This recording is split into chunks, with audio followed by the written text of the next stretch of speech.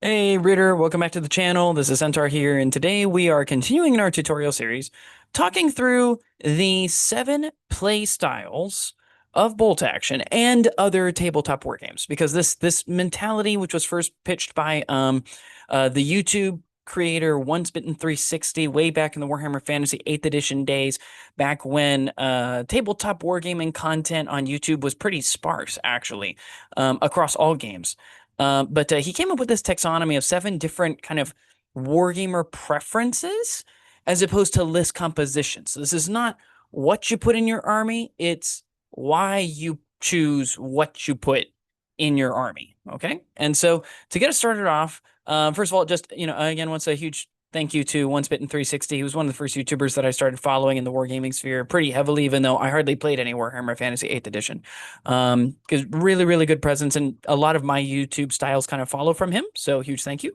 So what we're talking about when we say a style of list building, what we're referring to here is not an army style. It's not list composition. So, Bo Mortensen and many others have talked about gunline armies, barbecue armies, MSU greatest hits.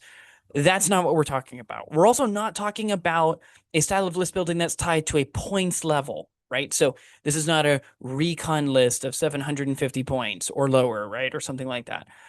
It's not, a standard list size of 1,000 or 1,250 points. It's also not narrative versus competitive. You're going to find that these 7 styles will often cross-pollinate, and some of them might be more competitive than others. Fair enough. But these are not explicitly, some are tied to narrative play and some are tied to competitive play. You can use them both.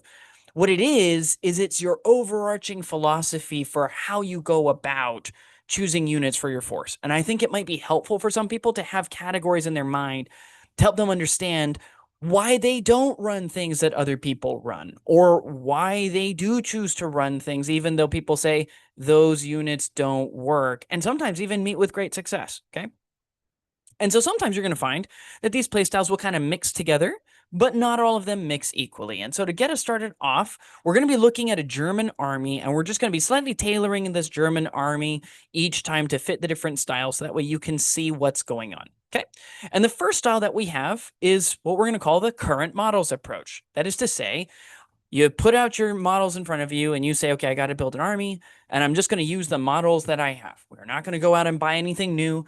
I'm just going to work with what I have. And there's a lot of reasons why you might take this approach. The first one is that it might just be a financial thing. You have enough money to buy a starter army box, like the German Grenadiers box, for example, which is nice because, as they're repackaging a bunch of the starter armies for 3rd edition, German Grenadiers comes with 2 armored vehicles, which means you can run an armored platoon, and with a Stug and a Puma, actually not a bad armored platoon, all things considered. I mean, some people are going to prefer Panzer IIs or Panzer IIIs or Panzer IVs or whatever, but as far as things go, you get good anti-tank, get good support, you get good light machine guns for doing the shooting side of things. You get access to a lot of submachine guns. If you're one of those people who likes assault rifles, you get a lot of those too, and tons of rifles. So it works, right? As a starter army box. And so a person might look and say, well, this is the box I own, and these are the models that I have, and so this is going to be the army that I'm going to run. It's going to be limited by those choices. Okay. Some of it might also be taste. So you might be one of those people who goes out and only collects, say, a DAK, a Deutsche Afrika Korps army, right? Or it could just be that maybe where you live, because of how far it is to get boxes in from Warlord or whatever, let's say you're somebody from Australia, you might be like, well, my access is kind of limited to what I can get, right? So maybe I won't be able to run whatever the newest thing is because it's going to take 3 weeks to get here. And then on top of that, you got to, think through, when's my event happen and do I have enough time to paint it, and other stuff like that. So it might just be that you just have what you have, and that's the end of it. Very commonly, this is done by people who are newer to the hobby, right? Where people are like, okay, well, this is, my first investment. Don't really know much, so I'm going to start with starter army. We'll build what's from there, and then we'll figure out what we like after that. It could also be what I'm going to call third hobby players. So, for example, if your primary game is, game number 1, and then you've got game number 2, and then you finally have bolt action, right? And that's your third game. You may not want to invest that much mental power into figuring out which units are the statistically most likely to be successful, which ones does everybody else use. You may not want to go all that far down the rabbit hole, right? So classic example for myself, I really love bolt action. I really love the Middle Earth strategy battle game. I do play Star Wars Legion, but I don't get into it the same way other people do. So sure enough, I bought a starter set. I went, I bought the Echo Base Defenders, and I haven't really done much beyond that. And the simple reason why is because I just don't have the mental space to go through and learn everything about everything and hope that I can then build a perfectly built out competitive list. So I work with the stuff I've got, and I do fine. I don't do particularly great, but I do fine in that. And so for me, current models approach works just fine there. Okay. It could also be that, the theme of the army, the historicity, competitiveness, etc., is just going to be sidelined for taste. You may just be like, I just like what I like, and so I'm going to run what I want to run. I collect those things, and that's therefore what I'm going to put down on the table, right? And to be clear, because I think some people may fall into they may fall into a mindset that says that this is kind of like the baseline or the starter mindset, and that you kind of grow out of this. I don't think that's actually true. There's a competitive guy who plays in our local area. His name is he goes by Black Prince over on the Team Ed blog, and he's been doing current models approach and just picking up models as he likes them, and then right before tournaments, like literally 3 days before a tournament, just sitting down with his models and figuring out what does he want to run for 10 years now, because he likes what he likes. And he's comfortable with the 2 or 3 armies that he has, and he really likes the models that he likes. And so he just keeps doing it, right? And he does pretty well, actually, mostly because he's a smart gamer who makes smart decisions. And it's not like the stuff that he likes is the meta armies. But he knows how to play them, and he plays them well, right? And so this approach just says collect the stuff you like and move on. And so to give you an idea of what that sample list might look like, and all of this you can build just working out of the Grenadiers starter army box. You can build out a rifle platoon that has, a bunch of submachine guns for the platoon commander. You've got a bunch of other submachine guns on a bunch of veteran Hero Grenadiers. And then you've got some other Hero Grenadiers with some LMGs just for some background fire support. You've got yourself a platoon commander leading your machine gun and your mortar team for your heavy weapons platoon. You've got an artillery platoon that includes the PaK 40 heavy AT gun that comes in there. I'm not generally a big fan of heavy AT guns because I think you're mortar bait, right? Like the mortars are going to be coming for you, and it makes perfect sense for them to spend a lot of the game trying to just take you out. But I gotta say, this list does have 2 heavy AT guns and a medium AT gun. That will do really good work against those light armored spams. You're going to wreck an awful lot of stuff, and they're going to have a hard time doing anything to you. And so, I think these could work. You could get some really good work out of it. You even have enough points at 1,000 to go the Panzer Ace route if you really want to. If you don't like Panzer Ace, it means you can add a 4th infantry platoon because you've got plenty of infantry bodies still left to go. So on the whole, I wouldn't say that this is a particularly optimized list, but I think it's not a horrible list either. I think you could show up, roll out, play against another army, and do fine. You probably won't win the tournament because you probably don't have enough mobile anti-tank. You probably don't have enough order dice. But you could show up and perform well. You could have the respect of your peers, right? If you ended up doing this list. The second approach is what we call a themed army. So this is where you pick a theme, and that's going to gate and guard against what you can actually take. Now, to be clear, this is not just anybody who takes a theater selector, because let's be honest, in second edition, not all theater selectors were created equal. Okay. You have some very uninspired, non-bespoke theater selectors in most of the minor nations where it's basically just a normal generic reinforced platoon plus 1 extra infantry section. That was it. And then you've got other ones like the Seelow Heights platoon, or the British one that allowed you to take double artillery with DACA stewards, or other stuff like that. There was a clear night and day difference between theater selectors where people clearly put time into it, and theater selectors that just says, oh, we're just going to give them the exact same army list, but we're going to let them take extra infantry. So to be clear, just because somebody takes a theater selector, that doesn't make it a themed army. Okay. Instead, it's not necessarily competitive, okay, as a build. It is more trying to recreate what were the forces like in a specific engagement. But it can be competitive, right? So for example, the US Rangers Order of Battle is actually pretty competitive. If you look at actually how Rangers were set up, the Operation Torch Theater Selector from second edition was quite nice because you got the Daka Stewart along with flamethrower engineers alongside U.S. Rangers and standard support infantry. And so, like, from that perspective, it was pretty competitive. The list that I have used, admittedly with some tinkering both times, that won me this tournament and this tournament is based on the 21st Vistula Ulan Regiment, the 2nd Artillery, and the 5th Mechanized from the Battle of Mokra in Poland on September 1, 1939. And so it's a Polish army that is admittedly built pretty competitively because the competitive stuff for Poland is what the army had over there. And it's part of the reason why Poland won that fight. They had the right kinds of tools for the right kinds of problems. And admittedly, a really, really nice train track that forced the enemy into a choking point, into a kind of a kill zone. Okay. But this is more like there are more nebulous themes. So, like, for example, some people can do a theme army that just says, I'm going to run as many high explosive units as possible. So instead of, running an AT rifle or a Piat, they may end up running a Blacker Bombard, right? For example, for the British as their AT option. It could be that somebody says, okay, I'm running Soviets. I'm just going to run every single infantry model with submachine guns just for the fun of it, right? May not necessarily be the optimized thing to do. It may not necessarily be the most competitive thing to do, but they're just saying, hey, like, I like SMGs. I want to run up to people and just hose people down and get rid of stuff. I think that would be fun, right? And admittedly, a number of the new subtypes that we're getting with 3rd edition can really help with this, right? Because now your officer can get the Rangers lead the way rule. Your machine gun teams can get the Rangers lead the way rule, right? We have ways now of being able to make it so that your whole army feels like they are a Fallschirmjäger army, right? Or things like that can help with this. And so, as an example sample list, we've got here a DAK army, an Afrika Korps army, that, as you'll notice, has a whole lot more order dice in it. So this one might be slightly more competitive. It's closer to 15 order dice at 1,000 points, which is pretty good. And so, we've got our platoon commander. He's got a pistol because a lot of officers did carry pistols, and a lot of the pictures that we have from DAK show them that way. You've got some here infantry with LMGs. You've got some AT rifles, which is pretty much the last time that these are being used in large numbers is during the Africa campaign.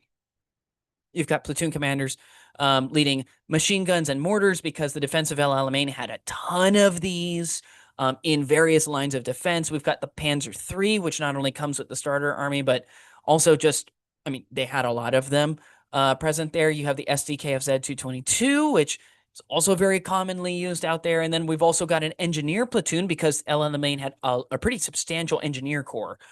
In this case, running a platoon commander with an SMG alongside some pioneers, and we can load all of those up into a Hanomag. And so, since this is a simple platoon commander, he gets 3 snap 2s because he isn't inexperienced, and he could snap 2 both of the pioneer squads and the Hanomag on a single turn if you activate him, which is really sweet. And so, again, it's thematic. It's actually relatively crunchy, right? This is a relatively well-built sort of list from a competitive standpoint, but it's a theme army. It's looking at what was present at El Alamein and running that instead of just throwing in stuff that may not have appeared until much later.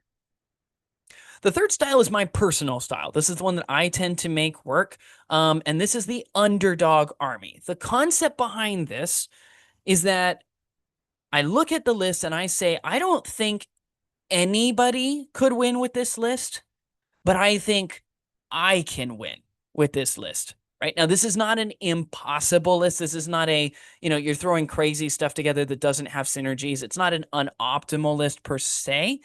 It's just that it's not the meta options that other people would take, right? So, for example, there was a whole time near the end of 2nd edition when instead of taking the Daka tanks with tons of machine guns, people were playing around with things like Wolverines and Hellcats and stuff like that, where the goal was we're going to punch through the enemy armor really hard, even though what we're using is a dedicated, often open-topped tank destroyer, right?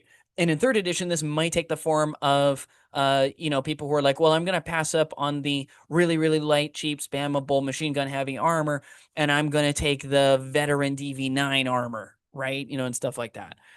It is one of the nice things about underdog armies is that they are also really great for teaching games. So if you're teaching somebody the ropes, it's nice to have these because it's not super meta, but like you do have a plan, right, for how to get success. And so it's a little bit softer in a lot of respects. Very often it is a bit softer, but it's also a like the enemy does still have to think, right? Your opponent still has to think and figure out how to work around it because you do actually have a plan. So commonly in our gaming group, these are referred to as centaur specials, okay? Because it's the thing that I run.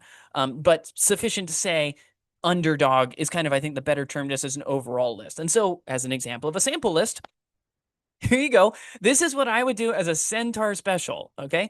We've got a platoon commander with an extra man. I threw one assault rifle in there because I had 6 points instead of just 4, so I'm generally an SMG guy. But I do personally like ARs. More on that when we discuss assault rifles in their own dedicated video, because I think a lot of people pass over these somewhat unfairly. I understand why they do it, but I think there's something there. More on that in the video. We've got 2 here grenadier units with an LMG each just for providing fire support. We've got some veteran grenadiers all loaded up with submachine guns. We have an AT rifle team, and we've got a truck, which everybody says not to use. I mention in the target prioritization for most of my Good Bad Ugly series, well, Good Bad Murky series, that you should not be running these because like it's an optimized target priority is taking out soft skin transports. Okay, I talk about this all the time. I think I can make the truck work, and it is a dirt cheap caddy for that platoon commander and the veteran grenadiers to get them up really fast, especially on a road, to be knocking stuff out and kicking butts and taking order dice as early as turn 1. We then back that up with an artillery platoon, and this artillery platoon is stupid. We've got an inexperienced platoon commander backed up by double flak Veerlings. That's the quad light autocannon, so 8 shots every turn, and then an additional 2 light autocannons as well, just for sheer all-around pinning potential going against armor. This list maxes out at a pen +2. We've got an AT rifle, we've got the flak Veerlings, we've got the flak 38s, and then, well, I take it back. We have 1 Panzer III with a light autocannon, which is not much. I'm sorry, with a light anti-tank gun, so it's not much, okay? And then we've got a Panzer I with the double Hitler's Buzzsaw machine guns on the turret. So it's getting 8 shots every turn for only like 70 points regular, which is not bad. Now, this list right here, I'm not going to lie, I'm not saying this is the most competitive, but 1, it's sitting at 14 order dice, which is number 2 so far in this list. It hits like a truck when it hits, and it literally uses a truck for that delivery mechanism. And I think with the right lineup, with the right setup, and with the right play style, I think this list could take a lot of names, and it could work really, really well. But most people would look at this list, and they would say, you should be dropping those flak Veerlings, and you should be taking Panzer II Lukes in their places. And you'd even be able to free up some points. You might even be able to bump that truck up to something a little more durable, right? So, like, I could see why people would say, don't do this. Go do something else instead. And I'm let them finish. I'll hear them out. But I think this list has potential. And I've been looking at possibly running it in a random pickup game sometime soon. So who knows? You might see a battle report on this within the next few weeks. The 4th army style is what we'll call the linchpin army. Okay, and the linchpin one, which is also sometimes referred to as focus and overwhelm as a style, is where you take one aspect of the game and you crank it up to 11. And basically, you're going to win or lose based on how that specific aspect plays. So, for example, assault armies, where you're just like, okay, we're going to go heavy into assault. This would be like an all-mounted Polish cavalry force, the old school British Gurkha force, which we're assuming we're going to have in some way, shape, or form when the Commonwealth book drops. Units that are designed to be like, okay, we are just going to run right into people and take them out and win the game. You've got multiple rocket launcher spams, HE spams, flamethrower spams, things like this, where you just take one part of the game and you say, I'm going to max this out so that I can get optimal firepower, optimal value out of it. And that is a perfectly reasonable way to play the game. And it is really fun, especially if you can get that thing to work. It means it's going to be highly situational because certain board layouts may not play well to your style, right? If you're doing a high explosive damage spam, so you're using a lot of artillery, you're using a lot of self-propelled guns. If you've got a lot of ruins, blocking line of sight to stuff, even if you have spotters on stuff, that could be really, really hard to make it work because the range that you're paying for, you weren't actually getting, right? By comparison to, say, somebody who's just going with submachine guns for wiping out your mortars and flamethrowers, or, something else that's really, really short range, Panzerfaust, or, Piats or something like that for knocking out your armored units. There's a lot of ways that you could be gimped just by the board design. Similarly, opposing armies might be really solid counters. You might be playing an assault army and they're playing a machine gun and submachine gun heavy army. So that way, as you start getting close to them between guys on ambush and guys who are just out of reach. And so you have to move up, maneuver, and then they maneuver towards you and start shooting at you. There's a lot of ways to really wreck through some of these lists and play styles. Okay. So because of this, it's not that linchpin armies are bad. It's that games tend to be very swingy. You either tend to do way better than your opponent because they didn't have enough tools to deal with whatever you overpowered in the game, or they tend to go to the other side and they're perfect counters on a really good board. It's a perfect storm, and you have trouble doing anything with them. And so as one example of how this might look, you could go with a a HE spam combined with a flamethrower spam, with your HE coming from transport vehicles. And in this case, you just take, your baseline. I just did like 6 Green Grenadiers and 5 Green Grenadiers with LMGs because I had some extra points lying around. You then have your platoon commander holding a squad of pioneers because it's a Stummel. So you get that light howitzer facing at the front now with a coaxial machine gun instead of an additional machine gun. And then he's the commander, and he's going to carry one of the pioneer squads with the flamethrower and submachine guns in his in his chassis. And then you've got 3 more Stummels for carrying even more pioneers and a platoon commander who's got a bunch of the team weapons in them. So now you've got in terms of footprint, you only have 7 models on the board.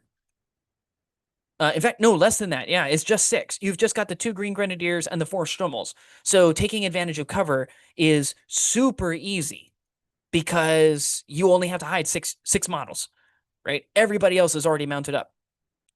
And then, if that weren't enough, they're half-tracked self-propelled guns, which means you get doubled movement on roads. So now you've got an armored vehicle that can get an 18-inch advance, potentially, assuming that you've got roads on the thing, rush up.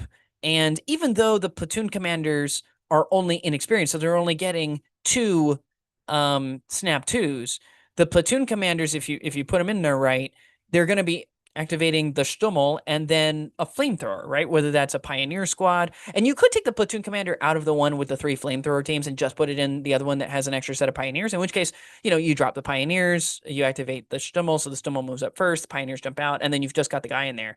And he's just staying in there to make sure that nobody can, try to shoot him, snipe him out, and things like that. So now you've got him for the morale bubble coming out. Because the nice thing is that these are not transports. They're armored vehicles. They're part of the armored platoon. So you don't even have to worry with this list about whether the enemy is closer to you than your next friendly ally is.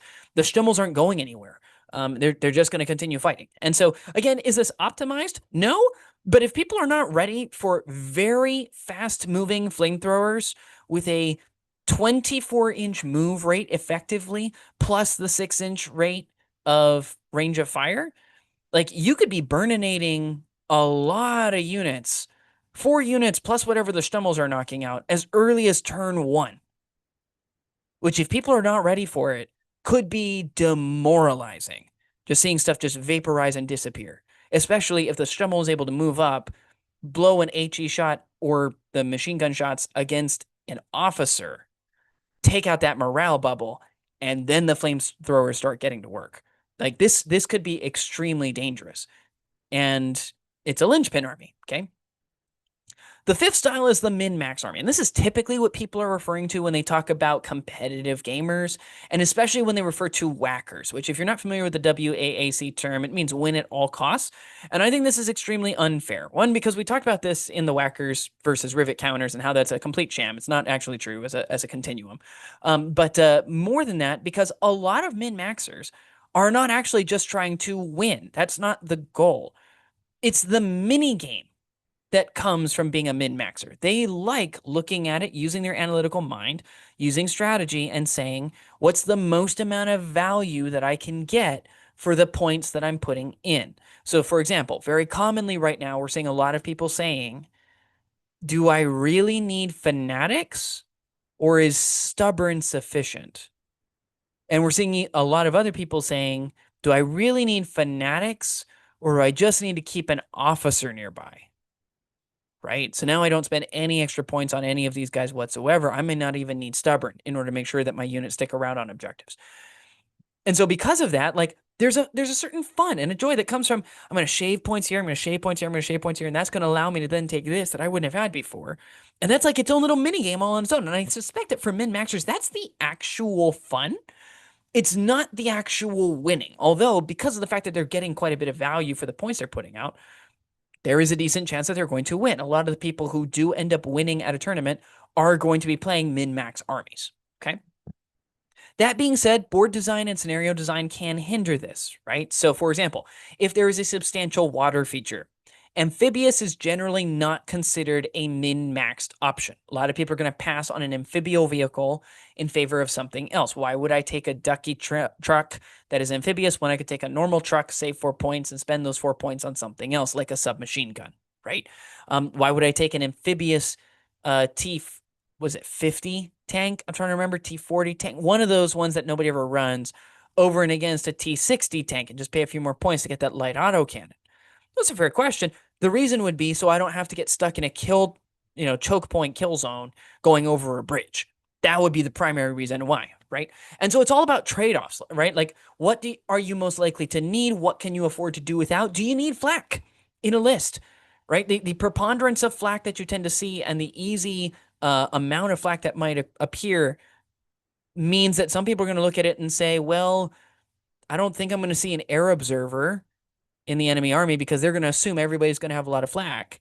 So now maybe I don't have to take flak, which means I can take other units that might give me a little more value than a flak unit, right? I don't have to spend an extra 5 points to pintle mount that machine gun.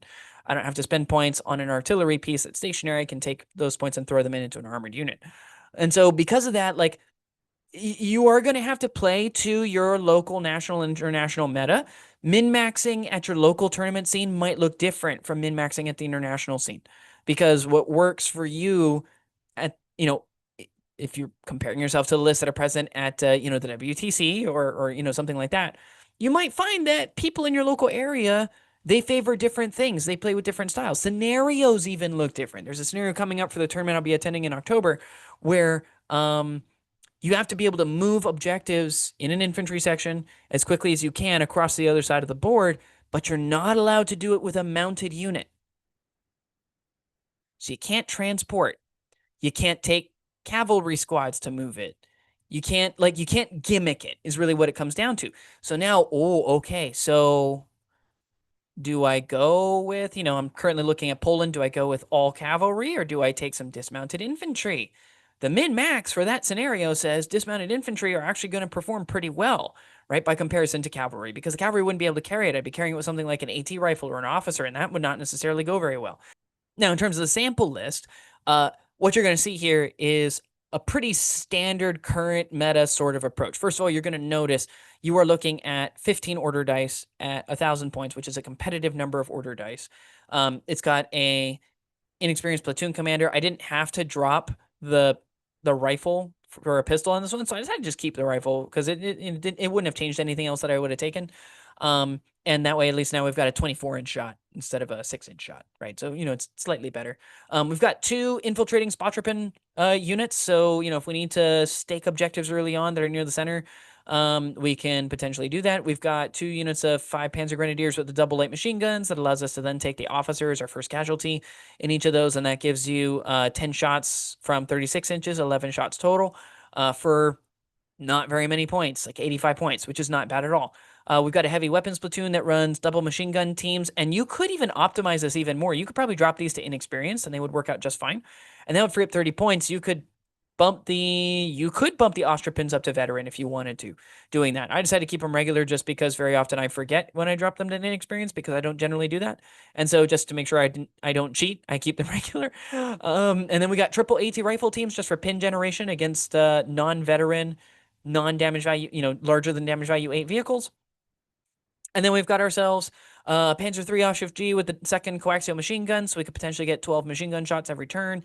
And then we've got 3 Panzer II Lukes. These are the fast tanks, so they get 12-inch moves instead of a 9-inch move with those treads, which is really sick. And you've got the light auto cannon on there too. So again, it's a lot of pen +2 with a bit of pen +4, but optimized for punch and crunch. Now you could potentially drop some of this stuff in order to add a 5th armored vehicle. That's not bad. I did want to make sure I hit that 15th order dice, just to make sure that I had a pretty good number that was in the pool. And the result is I mean, this list will crunch. It covers a lot of objectives. You can get to far-flung objectives with the spot trip in, and then follow those up with the armored platoon. You've got a good amount of pretty durable armor that will do good work for you. You've got pretty reasonable amount of supporting fire and pin generation going out in order to slow down enemies. All of it works pretty well.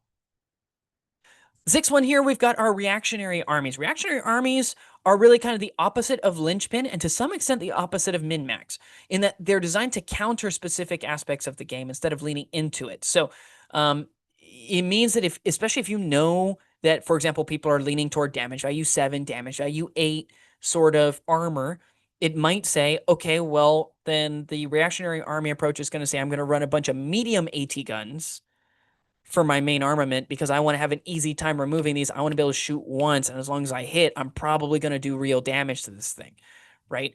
And then having done that, then plan around, okay, and now what kind of armament are they running? Are they running primarily light auto cannons because they're relatively cheap? They have lots of shots, so it's a decent chance of pin generation. Well, I'm going to run damage value 9 veteran tanks, so now they got to get around to my side or rear arcs, not at long range, in order to actually do pins to me, period, right? So, it's stuff like that where it's like, okay, this is the mindset. The mindset is what am I likely to see? And I'm going to hard counter that. Now, of course, the trick is it can be hard to guarantee those matchups, right? And so you might find that it's actually more common to find this effective in like a team competition where it's going to be you and like 2 other people, you or one other person or whatever in like a 2v2 or 3v3 sort of format where that you're going to be pairing off against people, and then having seen who you're up against, you might have a chance of choosing who you're going to play and thus being able to make your matchup a little more reliable.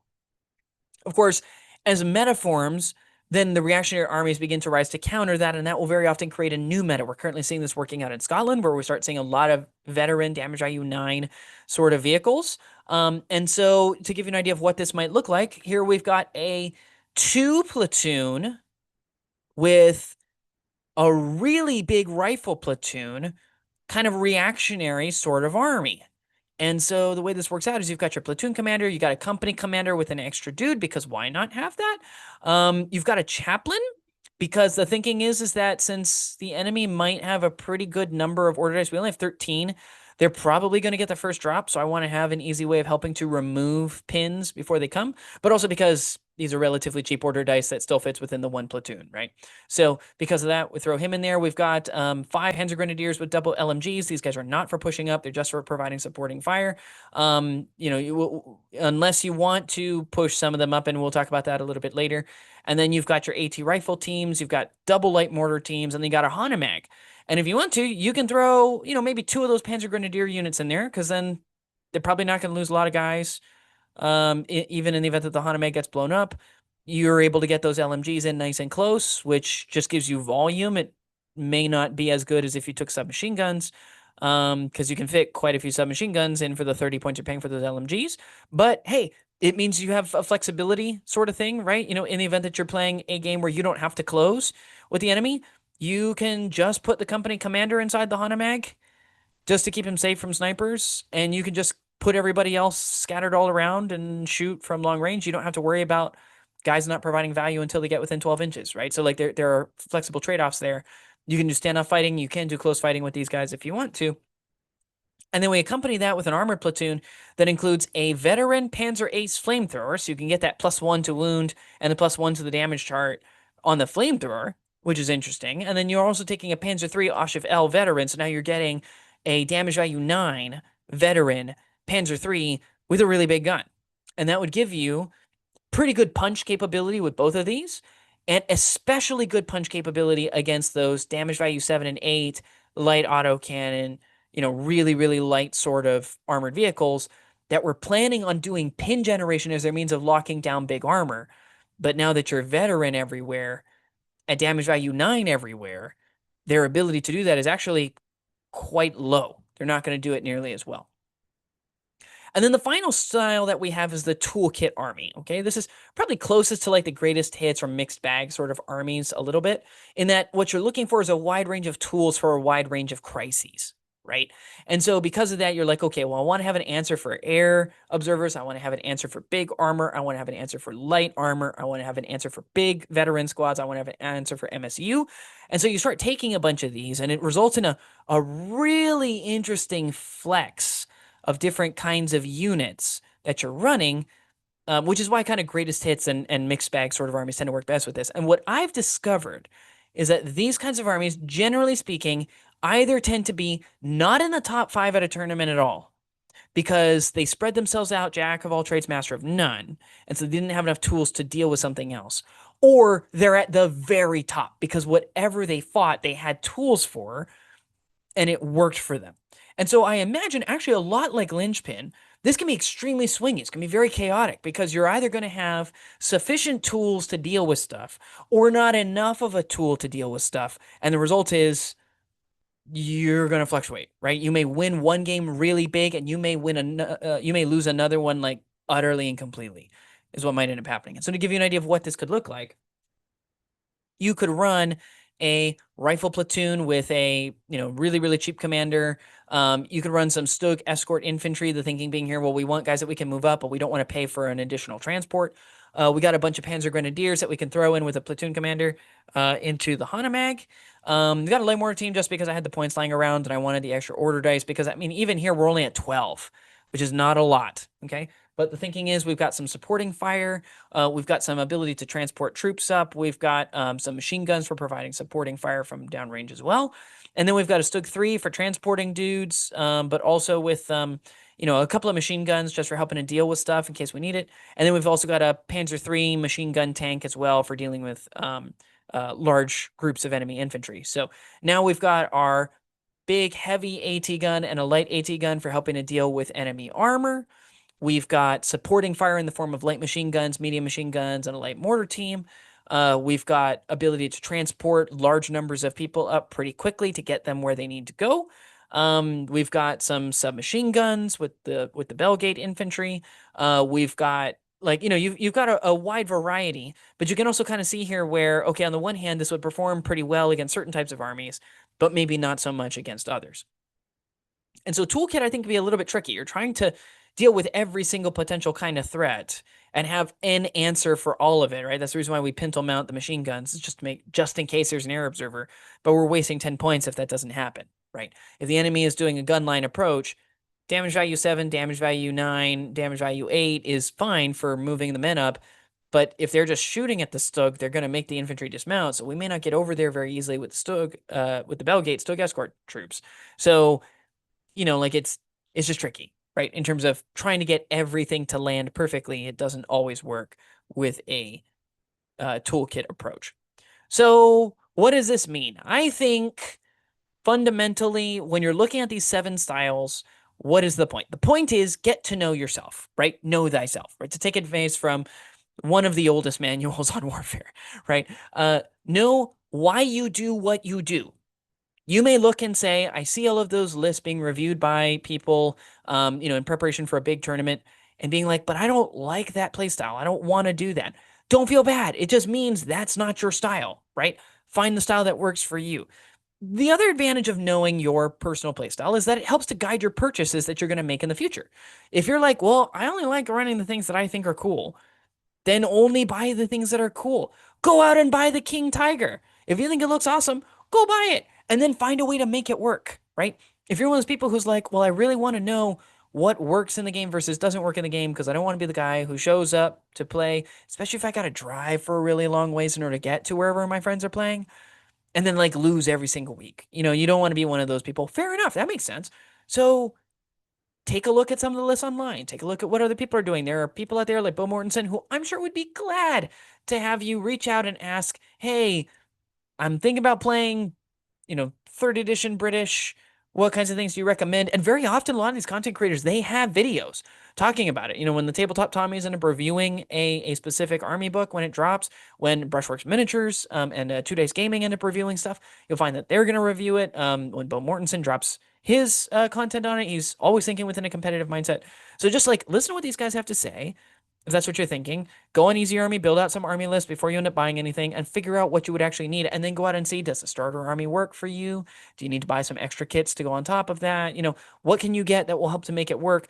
You can do the research beforehand. Some new players who are completely new to the game, they do a whole lot of research before they end up buying, and that's great. If that's you, go ahead and do that and let your playstyle guide your purchases. Okay.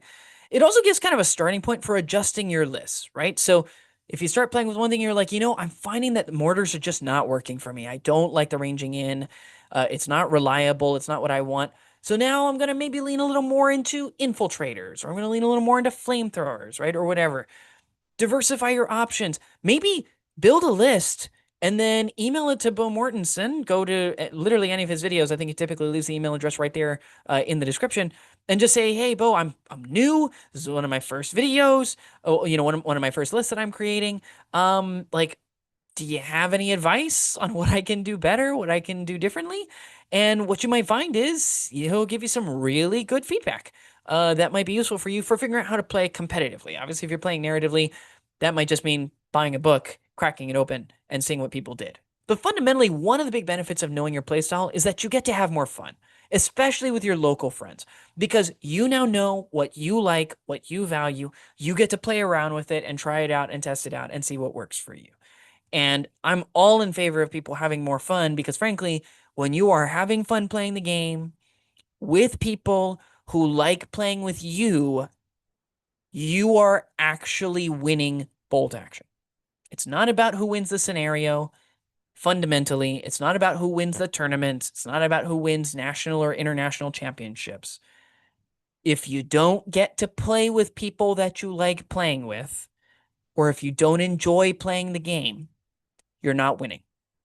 Winning, fundamentally, in my mindset, is playing often with people you like playing with in an enjoyable manner. Because if you're doing that, you've won the game. But anyway, what are your thoughts? Did I leave out a specific style of mindset, a philosophy behind how you go about building out an army? Is there anything that I've missed? I mean, I'm leaning on a person who's been in the wargaming community for a very long time. So, like, I assume that I couldn't think of anything else that was beyond this, but you might have some thoughts. Are there any that you think perform better or worse under certain circumstances? Do you find that you tend to mix and blend a couple of them together? Let us know down in the comments below, and I will see you next time.